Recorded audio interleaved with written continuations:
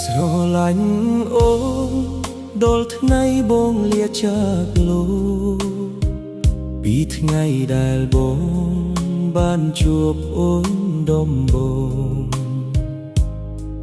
បេះដូងបងប្រៃមានក្តីសុខអូនជាមនុស្សអ្នកក្នុងជីវិតដែលបងស្រឡាញ់មិនអាចបំភ្លេចបាន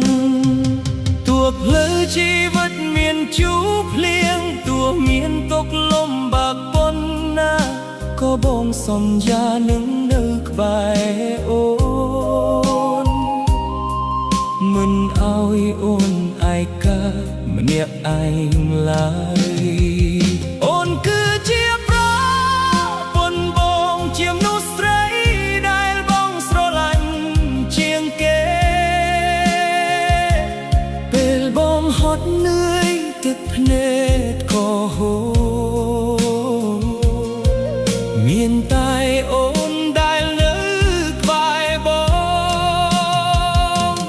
អូនគឺជាពិភពលោកនៃបងជាក្តីសុខក្នុងជីវិតនេះបងសុំតែអូននៅជាមួយបងរហូតដល់ថ្ងៃចុងក្រោយនៃជីវិត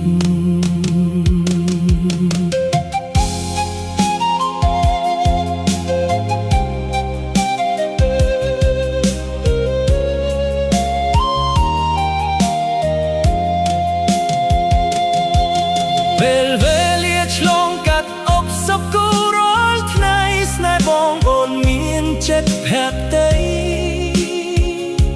ស្នេហ៍បងនៅតែដូចថ្ងៃដំបូ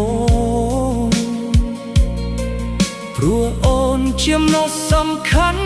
បំផុតអូនគឺជាប្រពន្ធបងជាក្តីស្រឡាញ់មិនចេះសាបសូន្យ